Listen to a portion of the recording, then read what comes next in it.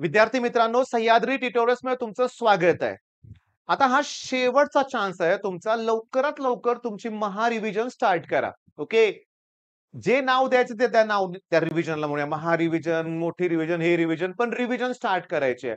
मी हे का सांगतोय? कारण अजून पण तुमच्या डोक्यातून फिजिक्स जाईना झालंय. मी अशी बरीचशी मुलं आहेत बघतोय, की ज्यांना फिजिक्सचा पेपर अवघड गेलाय. या ताणात ते आहेत आणि अभ्यास सोडून दिलाय. विनाकारण पालकांना टेन्शन देतायत. मी तुम्हाला सांगतो बास ते विसरून जावा आणि ऐका. 1-2 मिनिटं तुमचा वेळ घेतो. तुम्हाला फिजिक्स, केमिस्ट्री आणि मॅथ्स ओके. बघा मी हे सगळं हे करतोय बरं का, लक्ष द्या. तुम्हाला फिजिक्स, केमिस्ट्री आणि मॅथ्समध्ये मिळून 135 मार्क पाडायचे ग्रुप क्लिअर करण्यासाठी. ओके. मी असं इमॅजिन करतोय, की तुम्ही फिजिक्समध्ये पास झालाय. अरे पास झालाय. कोण फेल होऊ शकत नाही. आणि मॅथ्समध्ये सुद्धा पास झालाय. झाले इथं 70 मार्क. ओके. मग इथं 70 मार्क पडले, तर तुम्हाला केमिस्ट्रीमध्ये 65 पाडायचे आहेत का? एवढे मार्क? माझा तर काहीच अभ्यास झाला नाही. पहिली गोष्ट समजून घ्या, केमिस्ट्रीमध्ये कमी मार्क पडले, तर त्याच्याऐवजी आय-टी, सी-एस, पुन्हा टेक्निकल, पुन्हा इलेक्ट्रॉनिक्स, पुन्हा बायोचे सुद्धा मार्क त्याला काउंट केले जातात. आय-टीमध्ये कोण 65 च्या खालील सांगा बघू. आणि पहिली गोष्ट म्हणजे काय, तुम्ही काय इथं 35 आणि 35 पाडणार आहे का? ओव्हर थिंकिंग सोडून द्या. आणि सगळ्यात महत्वाचं 134 मार्क पडले तरी ग्रुप क्लिअर असतो. 1 मार्क कमी असेल तर कन्सिडर करतात. मी अशी कितीतरी मुलं बघितले त्यांना रूल माहीत नसतो. 134 मार्क पडलेत पण ग्रुप क्लिअर नाही म्हणून पुढचं सगळ्या प्रोसेसमध्ये भाग घेत नाहीत. मग बाळांनो, पुढच्यासाठी तुम्हाला यश दादा आहे. ओके. आणि त्या समीर शेख आहे, यश आराध्य आहे, कार्तिक दादा आहे. हे भरपूर लोकं आहेत, की तुम्हाला त्यावेळेस मार्गदर्शन करतील. आता अभ्यासावर फोकस करा. दुसरी महत्वाची गोष्ट म्हणजे अरे बाळांनो, मी दरवर्षी यातून मला माहिती आहे अनुभव आला याचा. माझा एक अतिशय जवळचा स्टुडंट होता. पेपर नंतर आल्यानंतर म्हणला, "सर फक्त 4 मार्काचा पेपर लिहिलाय फिजिक्सचा. ह्याच्यापेक्षा तर तुम्ही चांगला पेपर लिहिला असेल ना?" त्यानं फक्त 4 मार्काचा पेपर अटेम्प्ट करून आला होता आणि एम-सी-क्यू आम्ही क्रॉस चेक केल्या. 4च बरोबर आल्या होत्या. मग हे 4 आणि हे 4, 8 त्याला पडले 38 मार्क म्हणजे कॉलेजनं 30 मार्क दिले. अरे पण तो पेपर चेक करणारा एवढा दयाळू असतो, की त्यानं जेवढे अटेम्प्ट केले तेवढे सगळे मार्क दिले त्याला. तुमचा पेपर ना बऱ्यापैकी मी तुम्हाला सांगतो, माझे बरेचसे मित्र पेपर चेक वगैरे करतात. मी त्यांच्याकडून ऐकलंय, की 80% पेपर कोरे असतात. तुम्ही मग 20-30 मार्काचा अटेम्प्ट केला असेल पेपर, तर तो पेपर तपासणारा एवढं तुम्हाला प्रत्येक गोष्टीत मार्क कट करत नाही. बऱ्यापैकी ठीक-ठाक मार्क दिले जातात. बरं ओके. आता केमिस्ट्रीचं सुरुवात करायची आहे, हे डोक्यातून काढून टाकाल ना? मी तुम्हाला या मुलाचं उदाहरण देतो. केमिस्ट्री आणि मॅथ्समध्ये केमिस्ट्रीमध्ये त्याला 60 प्लस होते आणि मॅथ्समध्ये त्याला 80 च्या आसपास मार्क मिळाले. का? मन शांत.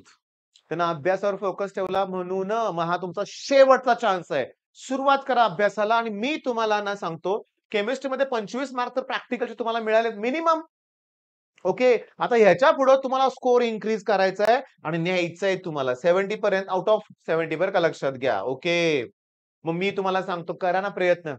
करूया, सुरुवात करूया. आता मी तुम्हाला क्वेशन जे देणार आहे ना, बघा मी जाणून-बुजून टॉपिक वाईज घेतोय आणि टॉपिक वाईज करताना मी तुम्हाला पहिल्यांदा सांगतोय, की तुम्ही काय करा, की सॉलिड स्टेट म्हणलं, की डिफेक्ट्स पहिल्यांदा करा. बघा मी तुम्हाला सांगत जाणार आहे. या लेक्चरमध्ये मी पहिले 4 टॉपिक घेणार आहे. ओके. नंतर पुढचे चार असं करत मी सगळ्या टॉपिकचे आय-एम-पी क्वेशन्स तुम्हाला देणार आहे. गॅरंटीनं सांगतो ह्याच्या बाहेरचा कुठला प्रश्न येऊ शकतच नाही. येऊ शकेल एखाद दुसरा म्हणूया आपण. पण 90% 95% क्वेश्चन यातलेच असणार आहेत. ओके. क्रिस्टलाईन सॉलिड आणि अमॉर्फस सॉलिड हा जो डिफरन्स होता, तो जुन्या सिलेबसमध्ये फेव्हरेट होता. प्रत्येक पेपरमध्ये असायचा.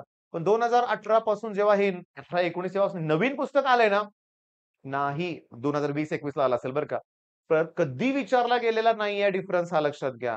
म्हणून करायचा मग. बरं, हे आयसोमॉर्फिझम, पॉलिमॉर्फिझम एक्झाम्पल्स पाहिजेत मला.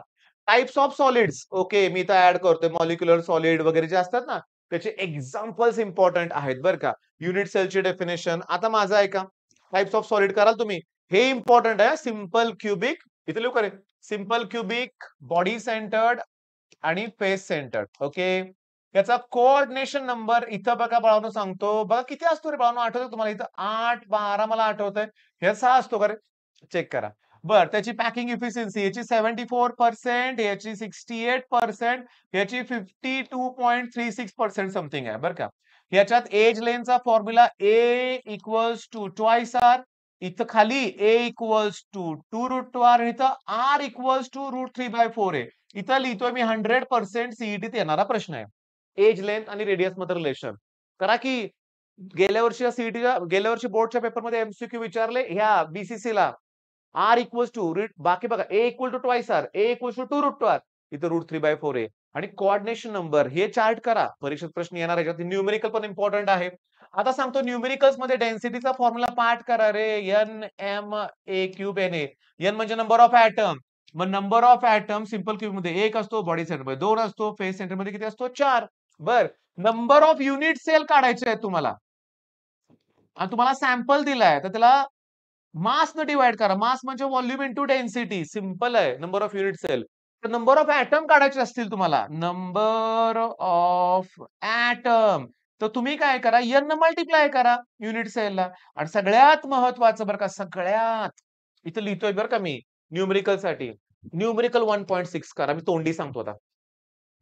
जेवढे मोल दिलेत त्याला अवॅगॅड्रोज नंबर न मल्टिप्लाय करा, नंबर ऑफ ऍटम मिळतील. जेवढे ऍटम तेवढेच ऑक्टाहायड्रल वॉइड्स असतात.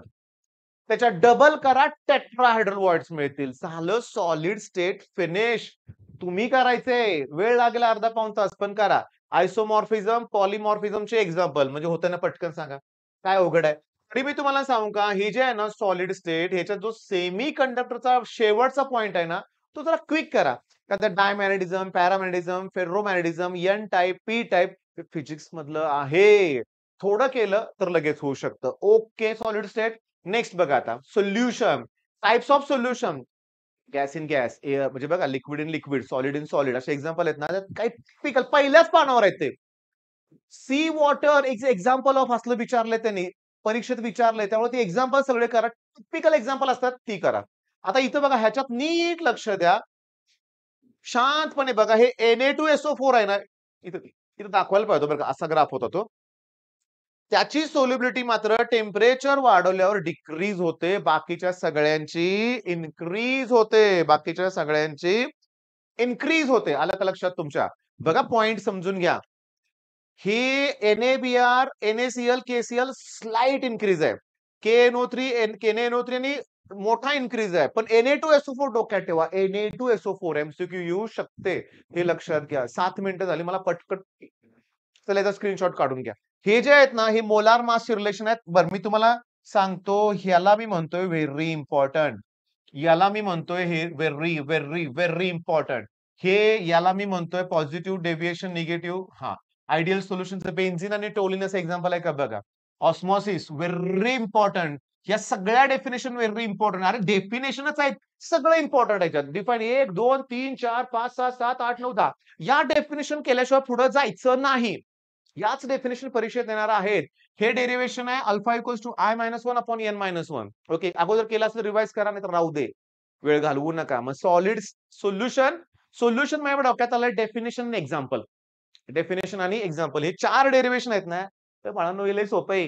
हे डेल्टा टीबी आणि मोलार मास रिलेशन आहे. बघा, तरी पेज नंबर लिहिले तर उघडून बघा, उघडून बघा, तुम्ही कंप्लीट करा. 2 झाले टॉपिक. तिसरा तर मला हे सुरू झाले संपला टॉपिक. काय करायचंय? डिग्री ऑफ डिसोसिएशनची डेफिनेशन, ऍसिड बेसच्या 3 थेअरी, ब्रॉन्स्टेड लॉ कन्सेप्ट आहेत, कॉन्जुगेट ऍसिड बेस पेअर ओळखता आला पाहिजे, लेविस थेअरी आहेत, अरेनियस थेअरी आहे, Ostwald dilution law important, pH most important, बफरच्या application, mechanism of acidic buffer, basic buffer ओळखता आलं पाहिजे, solubility product important, common ion effect केला असेल तर ठीक, न्यूमेरिकल इम्पॉर्टंट आहेत. ओके, लॉवर बेस्ड न्यूमेरिकल आहेत ते करा. ओके, मी तुम्हाला सांगू का, नेक्स्ट हा टॉपिक आहे थर्मोडायनॅमिक्स. या सगळ्या definition, he 2 derivation, definition with example, open system, close system, isolated system, state function, सगळं काय असेल तर डेफिनेशन करा. फर्स्ट लॉ सीईटी साठी इम्पॉर्टंट आहे. डिफाईन एन्थाल्पी, अरे मोस्ट इम्पॉर्टंट, हे सारखंच परीक्षेत आलंय बरं का, लक्षात घ्या. डिफाईन एन्थाल्पी आणि हे दोघांच्या मधलं रिलेशन, एंट्रॉपी वगैरे सगळं इंटरनॉलॉजी. बस मी तुम्हाला सांगतोय, थोडक्यात देतोय. मॅक्सिमम प्रश्न यातलेच आलेले आहेत. आपण मी एखादा पेपर जर बघायचा म्हणलं तर तुम्हाला सांगू का, आता थर्मोडायनामिक्स, एकच मिनिट तुमचा वेळ घेतोय बरं का. थर्मोडायनामिक्स मध्ये जर मी गेलो, ओके, आणि मला 2023 चा पेपर बघायचा आहे. काय आलं होतं थर्मोडायनामिक्स मध्ये बघूया आपण बरं का. डेल्टा एच आणि delta S spontaneous to non spontaneous. चला हे आलंय delta G. Delta G equals to delta H minus T delta S formula आहे. ते जेव्हा इक्विलिब्रियम याची व्हॅल्यू 0 येते त्यामुळे T delta S equals to delta H. तर टी विचारलंय रे त्यांनी, मग delta H upon delta S find out करायचं. इमिजिएटली करा बरं का न्यूमेरिकल ते. ओके, छान पैकी न्यूमेरिकल 2 मार्काला आहे. फर्स्ट लॉ ऑफ थर्मोडायनामिक्स दोन्ही मिळून 4 मार्काला आलाय, लॉटरी. त्याच्यानंतर मी तुम्हाला सांगतो, आता बघा इंटरहॅलोजन आयसोमॉर्फिझम. एक काम करूया का रे, पहिले 4 टॉपिक किती मार्काला आहेत? अरे पहिले 4 टॉपिक बघा, मी चेक करतोय 25 मार्काला समथिंग आहेत बरं का. पहिले 4 टॉपिक 25 मार्काला आहेत. मग माझ्याकडे जुलै 2023 चा पेपर आहे लेटेस्ट. त्यातलं यातलं काय आलं बघूया. Positive deviation. आता मी काढत बसत नाहीये. दिलाय प्रश्न आपला पॉझिटिव्ह डेव्हिएशन. इथेनॉल आणि ऍसिटोन हे एक्झाम्पल आहेत, करेक्ट आहे. Positive deviation, Ostwald dilution law आहे याच्यात. 2 प्रश्न झाले ना आपले बघा. Number of particles in FCC 4 असतात, 3 मार्क झाले. त्याच्यानंतर work done minus P delta V, पुन्हा अजून एक मार्क झाला, लक्षात घ्या. त्याच्यानंतर ओके ओके ओके थांबा, सेक्शन बी मध्ये काय दिसलं नाही. ओके, काय नाही आहे की ओसवाल्ड डायल्युशन लॉ. 1 मार्काला 2 मार्काला 3 मार्काला ओसवाल्ड डायल्युशन लॉ. त्याच्यानंतर मी तुम्हाला सांगतो हेस लॉ. राहिला कसं काय माझा हेस लॉ, बरं झालं बघितलं आपण ते लॉ. आता सगळेच करायचे बरं का बाळून. थांबा 1 मिनिट, आता मी डिक्लेअर करतोय लॉ सगळेच करा. हेस लॉचं न्यूमेरिकल 3 मार्काला आलंय. ओके, अजून मी मार्क मोजलेत नाहीत बरं का, लक्षात घ्या. 6 आणि 3 9-10 मार्क झाले असतील बरं का आतापर्यंत. Okay okay. Ebullioscopic constant K B K F definition important आहेत. त्या 4 डेरिवेशन पैकी एक डेरिवेशन आलेलं आहे केबीकेएफ. केबी विचारलंय, इब्लियोस्कोपिक कॉन्स्टंट पुन्हा 3 मार्क पुढचे. सॉलिड स्टेट मधलं डेन्सिटीज न्यूमेरिकल आलंय. ओके, त्याच्यानंतर आयसोमॉर्फिझमची डेफिनेशन आलेली आहे. त्याच्यानंतर फर्स्ट लॉ ऑफ थर्मोडायनामिक्स, त्याच्यावरचं न्यूमेरिकल झालं. 25 मार्काची तयारी होईल या प्रश्नात. चला अजून एक पेपर काढूया रे आपण. अजून एक पेपर बघूयाच. एक काम करूया, मार्च 2022 चा पेपर बघूया आपण. उत्तम पब्लिकेशनचं पुस्तक बेस्ट आहे बरं का. त्यात टॉपिकचे नंबर काढून दिलेत ना, म्हणून ते बघतोय बरं का मी, लक्षात घ्या. मार्च 2022 चॅप्टर पहिला वळ बीसीसीचा कोऑर्डिनेशन नंबर 8 आहे. 8 मी चेक करतो बरं का. 8च आहे रे, मग अशीच बघितला बरोबर आहे.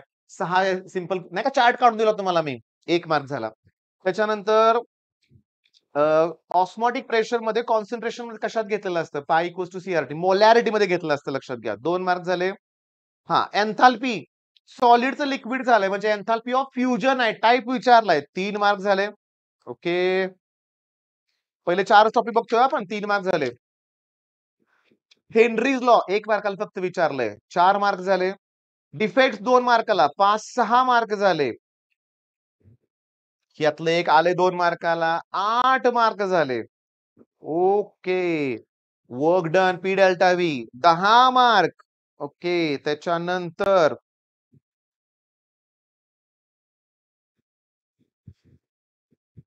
हेस लॉ, ठीक आहे, 3 मार्काला, 10 आणि 3 13 मार्क झाले, लक्षात घ्या.